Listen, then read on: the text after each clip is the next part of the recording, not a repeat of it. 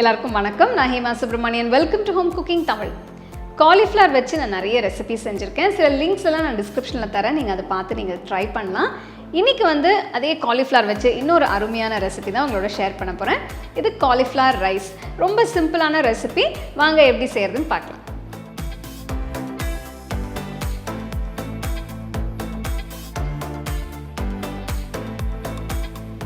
Cauliflower சாதம் பண்ணுறதுக்கு கடாயில் கொஞ்சம் நெய் ஊற்றுங்க.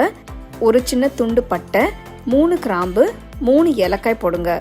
அடுத்து 2 வெங்காயம் மெலிசாக கட் பண்ணது போடுறேன்.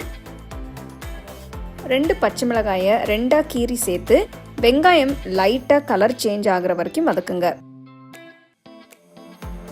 வெங்காயம் கலர் மாறினதும் 1 டீஸ்பூன் இஞ்சி பூண்டு பேஸ்ட் போட்டு வதக்குங்க. அடுத்து ஒரு தக்காளி நறுக்குனது சேர்த்து வதக்குங்க.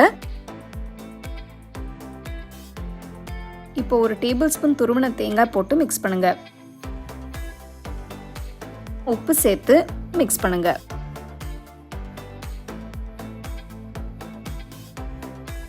அரை டீஸ்பூன் சாம்பார் பவுடர் போடுங்க. உங்ககிட்ட சாம்பார் பவுடர் இல்லைன்னா நீங்க மிளகாய் தூள் கூட சேர்த்துக்கலாம். நெக்ஸ்ட் கொஞ்சமா புதினா சேர்த்து மிக்ஸ் பண்ணுங்க. இதுதான் நம்மளோட காலிஃப்ளவர் சாதத்தோட பேசிக் மசாலா. அடுப்பை ஆஃப் பண்ணிட்டு நல்லா ஆற விடுங்க. ஆறுனதும் மிக்சர் ஜாருக்கு மாற்றி நல்லா பேஸ்ட்டாக அரைச்சிக்கோங்க. முதல்ல தண்ணி ஊற்றாமல் அரைங்க. அப்புறம் கொஞ்சமாக தண்ணி ஊற்றி நல்லா பேஸ்ட்டாக அரைங்க.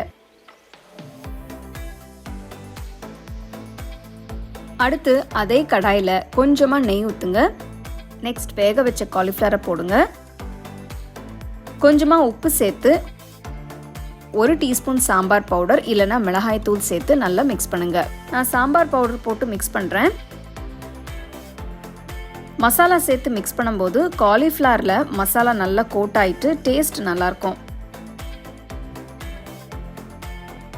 நெக்ஸ்ட் அரைச்ச மசாலாவை சேர்த்து மிக்ஸ் பண்ணுங்க.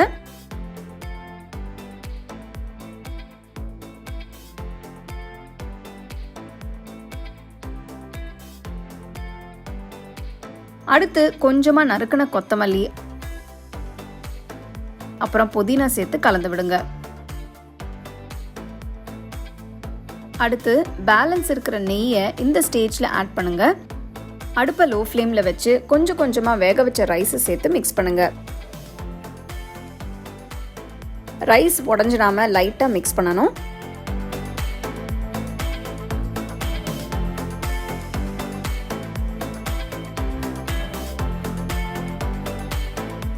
டேஸ்ட் பார்த்துட்டு வேணும்னா இன்னும் கொஞ்சம் உப்பு சேர்த்துக்கோங்க.